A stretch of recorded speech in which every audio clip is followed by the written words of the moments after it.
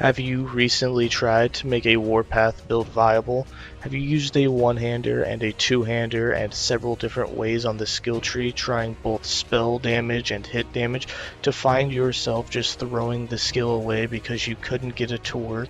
Your frustration grew, and yet mobs grew more powerful and took longer for you to kill because you just couldn't get it to do more damage? Well, today we're bringing back Warpath to its former glory, known for its ability to call orbs out of thin air and void strikes from the skies, and leech all of that damage back as health. I present to you without further ado, the King of the Void, the Void Knight Warpath. For skills, we're going to be running Smite, Anomaly, Warpath, Rebuke, and Devouring Orb. For Smite, while we're in Warpath, this will be proccing thanks to our idols, and at the same time, whenever we're out of mana, we just cast Smite at the enemy and we'll get lots of mana back. Usually 4 or 5 casts will have enough mana for you to start Warpathing again. We have this set up to not steal too much of our life, but to give us an attack speed boost and to do decent damage. We have 1 point in Sacrifice, 5 points in Atonement, 1 point in Conviction, 4 points in Deep Impact, 1 point in Holy Wave, 3 points in Righteous Fury, and 5 points in Righteous Flurry. Now remember, this is Void, so taking the Lightning conversion won't do anything. It's also not a fire type. It is converted in the Void Knight tree to a Void spell.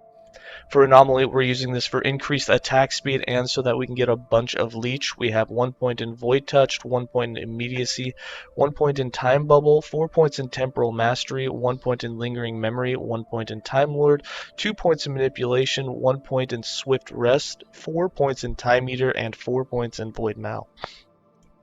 For Warpath, our main skill that we'll be using, we have this set up to do as much spell damage as possible with it, and so that we can move as quickly as possible with it, so that we move even faster with it active than we do with it not active.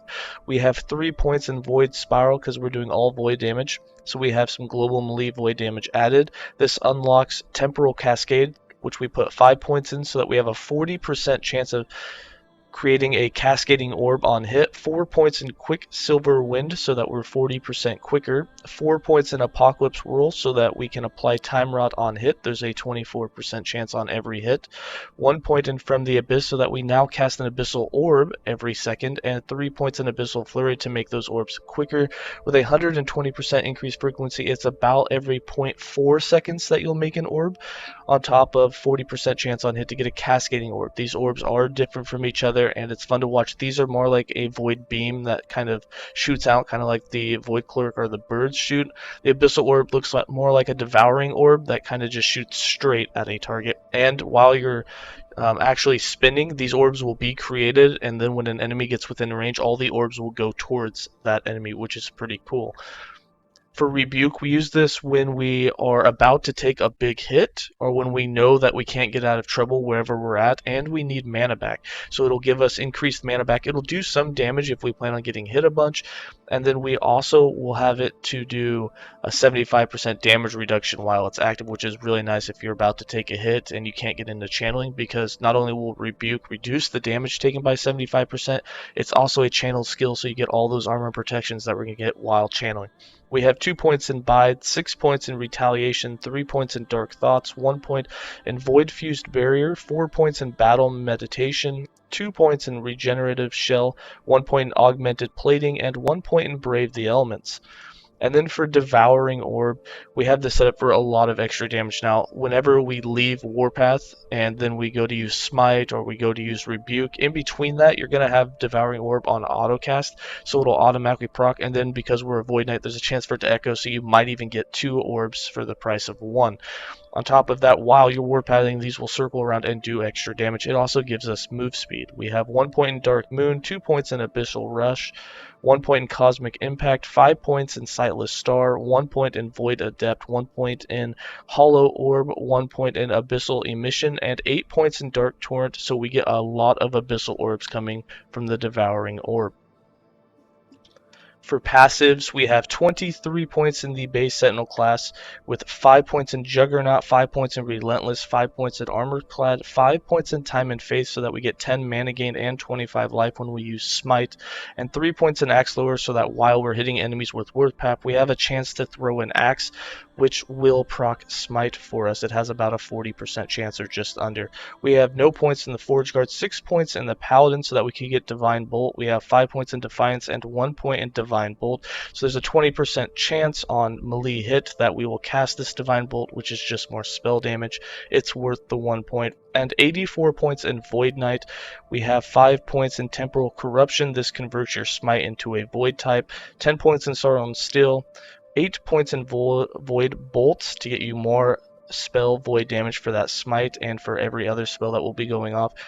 8 points in Void Blades, 8 points in World Eater for that damage leech, 10 points in Future Strikes. This is huge. All of the hits that we do, which includes the Abyssal Orb, which will be seeking its cascading orbs, and all of those orbs that do their hits, the Smite that does the hit, and then of course Warpath doing his hits, will all have a 100% chance to do the Future Strike on hit.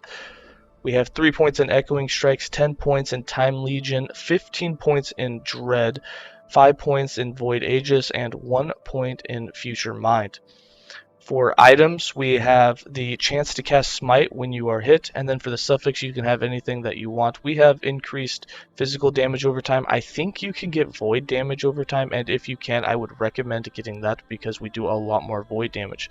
We have our first ever T6. We had a Sorcery Staff drop, which had an amazing drop with T6 Elemental Protection, which is huge, not something that you can craft. It also came with T4 Armor and Protections while channeling, which was just a great combo. We ended up getting that T5, and then we put melee void and increased spell damage on it, and we ended up getting T3, I believe, on the spell damage, and T4, or that's T5 on the melee void damage. It was a huge increase, so we got really lucky with the weapon. However, you can craft just a regular weapon. All you're going to be missing, really, you can get everything on this except the elemental protection won't be as high without the T6, but you can craft this pretty easily. Now, we are running, and you don't have to, the Dark Shroud of Cinders. This gives us more void damage whenever we have a fire aura, and we have a chance to get a fire aura whenever we are hit. So if there's a lot of hits incoming, you're going to get 3, 4, 5 fire auras, and it's going to give you 250% increased void damage, which means Warpath does more damage, your Smite does more damage, your Devouring Orbs do more damage, everything will do more damage, so we wanted to give it a chance. It also gives you +9 void damage for spells, so all of those things that are spells will already be doing more damage just for equipping it. You can also blind on hit, which is really nice. Now, it's not a huge deal, and again, you don't have to wear it. You can just craft a chest and it will probably do you just as well. If anything, you lose a little bit of damage. We don't get hit super often, at least not like 5 times to actually proc one. So at most, we usually only have 1 or 2 fire auras actually active. So it's not a huge damage boost, so don't be super worried about it. For the helm, what you do need is the mana gained on Smite use. You don't have to have it, but it definitely helps when you're out of Warpath to only cast Smite a few times and get all that mana back. Due to the fact that we get 10 mana in the tree and now we get 8 on the helm, you're getting 18 mana, which means in like 5 casts, you've got your 100 mana already back. We also have Set Glancing Blow, and we got increased echo damage when a skill echoes. So when we are casting Smite Net Echoes or Devouring Orb Echoes, they'll do a little extra damage. We have Orient's Eye to convert all void damage taken as fire. It also doubles your fire protection. We have Set Necrotic and Poison Protection and Set Elemental on our rings and on our amulet.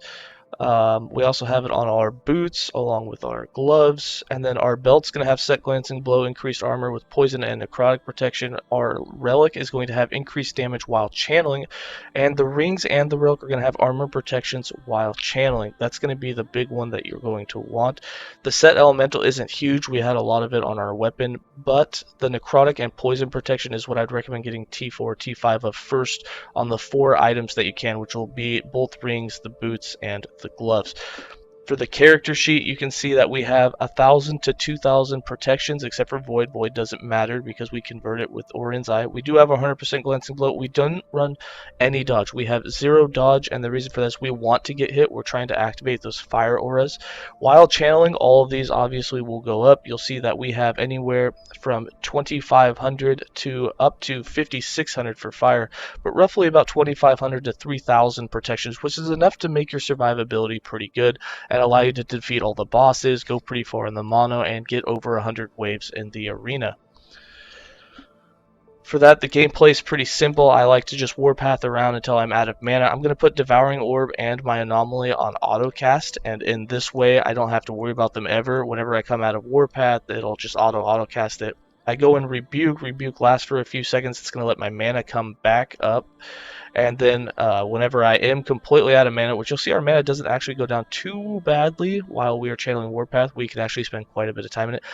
So with this amount of time right there, I would now do 4 or 5 casts with Smite on an enemy if they're nearby and get all my mana back. You will also get double the regen while you're doing Rebuke, so it also goes up pretty quick. If you're low on mana and you're about to take a big hit, it's really nice to just throw Rebuke in there and boom, you get your mana back and you absorb the hit with its 75% damage reduction.